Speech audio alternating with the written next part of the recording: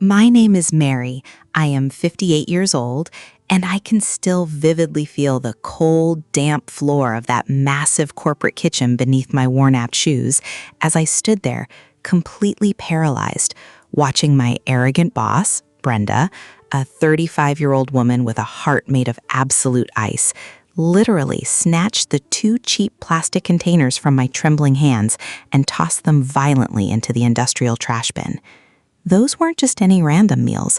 They were the absolute last scraps of food I had in my entire apartment, carefully prepared to sustain me through a grueling 14-hour double shift. I stood there frozen, the sickening smell of bleach and rotting garbage burning my nose, as Brenda sneered at me in front of the entire terrified staff, calling my desperate attempt at survival a disgusting health hazard. My stomach twisted in agonizing knots of severe hunger and profound, suffocating humiliation, and I was just seconds away from untying my dirty apron and walking out into the freezing blizzard to give up on my life completely, until the heavy metal doors of the kitchen violently swung open. The room went dead silent, and the mysterious new billionaire owner of the company walked in, locked his eyes directly on me, slowly dropped to his knees right there on the filthy floor, and said the one single word that completely shattered my reality. Before I dive deep into the painful details of how I ended up in that freezing kitchen, I want to take a quick second to ask you guys something. If you are listening to this story right now, please drop a comment below and tell me what city and state you are tuning in from. I always love reading your comments, and it brings me so much comfort to know exactly where my life experiences are reaching across the country. It makes this huge, lonely world feel just a little bit smaller and a lot more connected. So let me take you all the way back to the very beginning to explain how this absolute nightmare with Brenda started, and how those two simple, pathetic little meals ended up changing the entire trajectory of my life in a matter of seconds. You have to understand that I was not always a broken, exhausted woman washing dirty dishes for a minimum wage paycheck. I used to have a very different life. It all goes back to over 16 years ago, when life was still incredibly hard, but I had a lot more fight left in my spirit.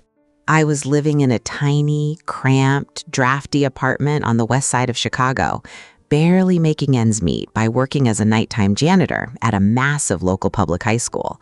That was exactly where I first crossed paths with Leo. He was just a 16-year-old kid back then, and he was completely alone in this unforgiving world.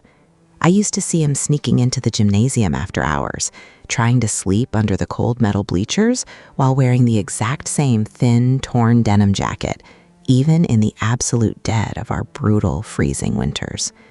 My heart just shattered into a million pieces every single time I saw him shivering there.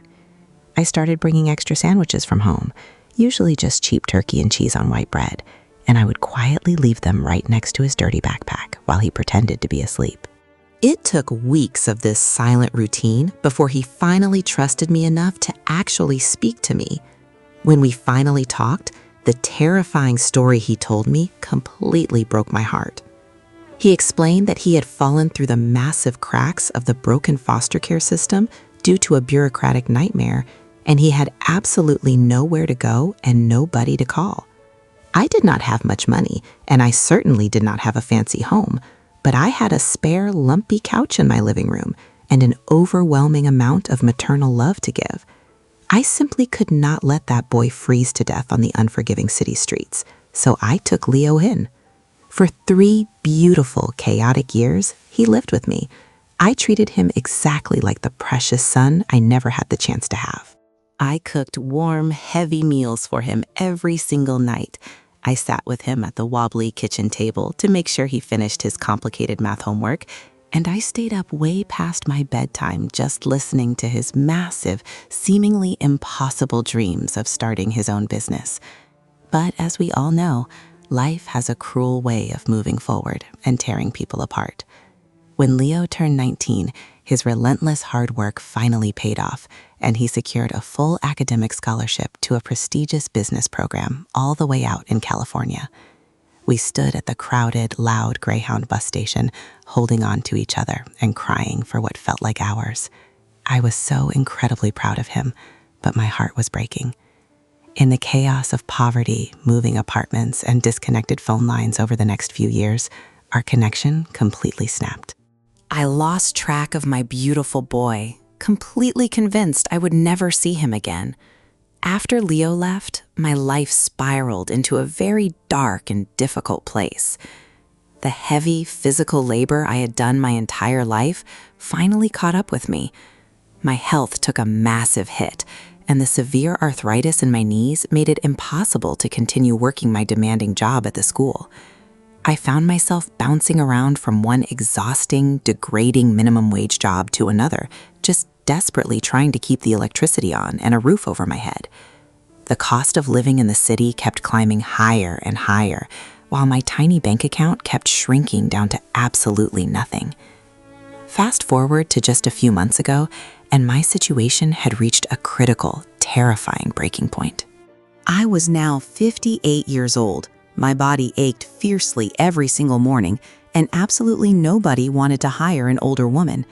Just as I was facing immediate eviction, I finally landed a job as a prep cook and heavy dishwasher at a massive high-end corporate catering company located right in the heart of downtown. It was grueling, brutal, back-breaking work that required me to stand on hard concrete floors for 10 to 12 hours a day, but it paid just enough money to keep my landlord away. Little did I know, I was walking straight into a psychological nightmare. That nightmare had a very specific name, and it was Brenda. Brenda was the executive kitchen manager, and she was the absolute embodiment of corporate cruelty.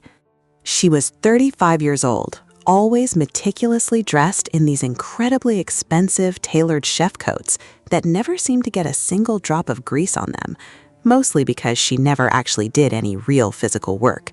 She simply paced around the massive kitchen holding a metal clipboard, barking aggressive orders, and making every single employee feel entirely worthless. From my very first hour on the job, Brenda made it her absolute personal mission to break my spirit. She visibly hated the fact that I was older and slower. Thankfully, I was not entirely alone in my misery. I had a wonderful coworker named Sarah, a deeply kind 55-year-old woman who quickly became my only lifeline. Sarah was my absolute rock. Whenever Brenda's screaming became too much to bear, Sarah and I would sneak into the massive walk-in freezer for just 2 minutes.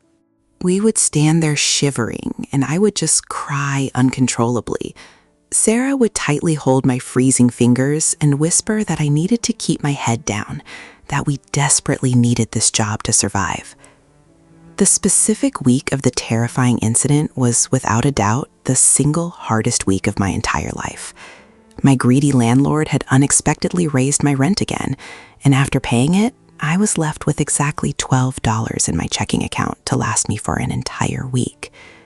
It was a cold, miserable Tuesday evening. I opened my kitchen cabinets and my refrigerator, and I was met with absolute emptiness. I had absolutely zero groceries left in my entire apartment, with the exception of a small handful of leftover white rice, 2 brown eggs, and a tiny freezer-burned bag of mixed vegetables. The crushing reality was that I was scheduled to work a brutal double shift the very next day, Wednesday. I was expected to be on my aching feet for 14 straight hours, catering a massive corporate merger event. So, feeling completely exhausted, down to my very bones, I stood in my dark, freezing little kitchen and carefully cooked that last bit of rice. I fried the 2 eggs, mixed in the sad little frozen vegetables, and divided the meager meal perfectly into 2 deeply stained, severely cracked old plastic containers. That was my lunch and my dinner. It was quite literally my only lifeline to get through the massive double shift. Wednesday morning arrived with a vicious, blinding snowstorm that completely paralyzed the city. The buses were heavily delayed, forcing me to walk 4 long, agonizing blocks from the bus stop through knee-deep snow, with the freezing wind violently whipping against my face. By the time I finally pushed through the heavy glass doors of the catering building, I was completely freezing, soaking wet, and already physically exhausted. Sarah was already in the kitchen, looking incredibly pale and deeply stressed. She immediately rushed over to me and frantically whispered that Brenda was on a massive, uncontrollable power trip because the new billionaire CEO of the parent company was scheduled to personally tour our specific facility that very afternoon. I just nodded silently, completely drained of energy, and carefully took out my 2 precious plastic containers, gently setting them on the far back counter, right next to the employee microwave. I immediately put my head down and got straight to work. For 4 straight hours, I scrubbed giant, grease-covered pots until my fingers bled. By noon, my stomach was growling so loudly it physically hurt, and I was feeling dizzy from the intense, suffocating heat. But at exactly 12:30, my entire world completely collapsed. Brenda furiously stormed into the back prep area where I was working. Her face was bright red, the veins in her neck were popping, and she was clearly looking for a weak target to unleash her massive stress on. Her vicious eyes aggressively scanned the busy room and immediately landed on my 2 cracked plastic containers sitting quietly near the microwave. I saw her march over there, her expensive heels clicking loudly and menacingly on the wet tile floor. She violently snatched them up, holding them out away from her body, using only 2 fingers, acting as if they were covered in a deadly disease. "Whose absolute disgusting garbage is this?" she screamed at the top of her lungs, her shrill voice echoing violently through the busy kitchen. Every single person stopped moving. The loud clinking of pans, the fast chopping of knives, the running water, it all just completely ceased. I slowly wiped my wet, shaking hands on my dirty apron and nervously stepped forward, my voice trembling so badly I could barely form the words. "Those are mine, Brenda. It is my lunch and my dinner for my double shift today," I whispered, feeling the eyes of everyone on me. She slowly turned her head to look at me, and a vicious, deeply mocking, evil smile began spreading across her face. "This is a premium, high-end corporate culinary facility, Mary," she sneered loudly, making sure every single person in the room could hear her. "We absolutely do not allow outside contaminated trash to ruin our prep areas.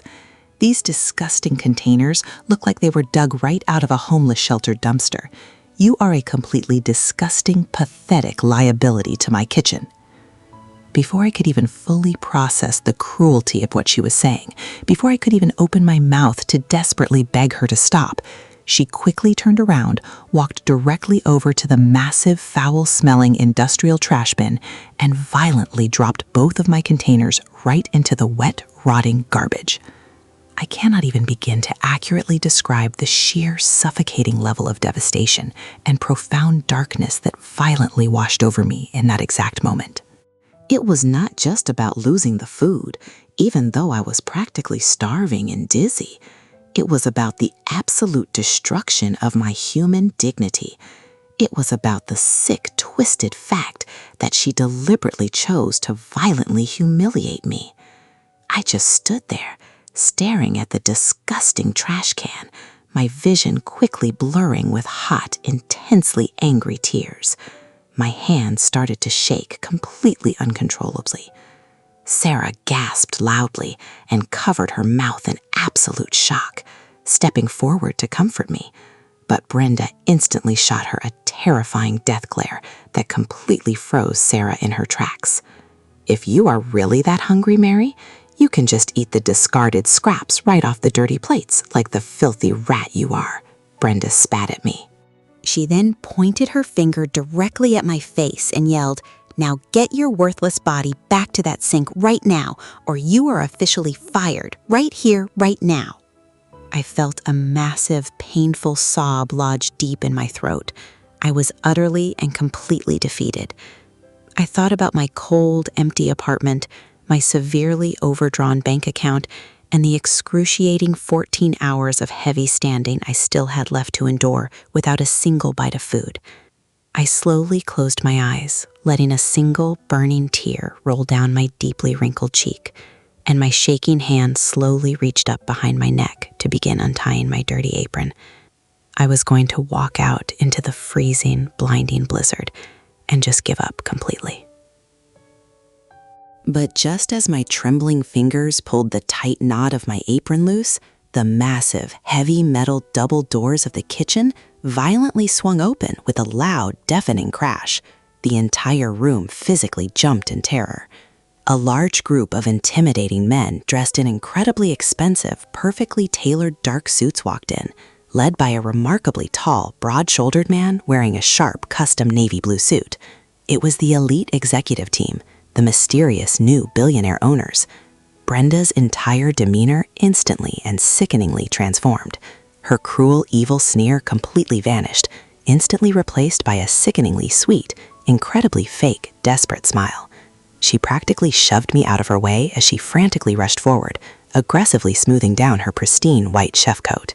"Oh, gentlemen, welcome to my kitchen," she boasted loudly, waving her hand around the room. "I am Brenda, the executive manager. We have been preparing all morning for your prestigious arrival. I run a very tight, absolutely flawless ship here, as you can clearly see." She stood there beaming, completely expecting a massive round of applause and immediate praise from the new ownership team.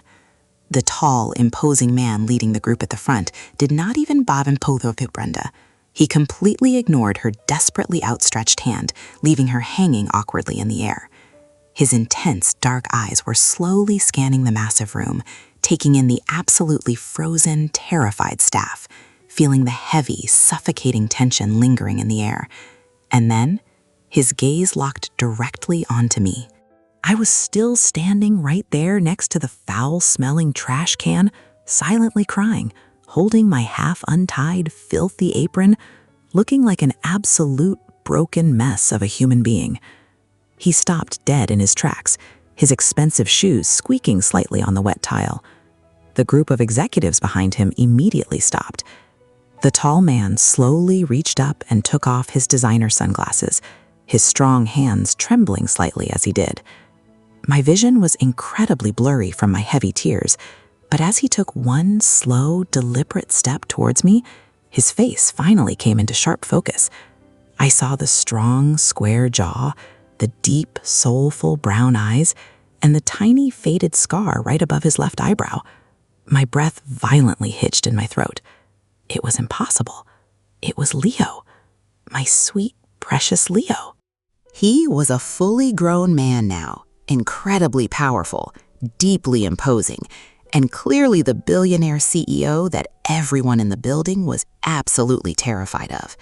He just stood there, staring at me, his massive chest heaving heavily, completely ignoring the absolute deafening silence of the shocked room.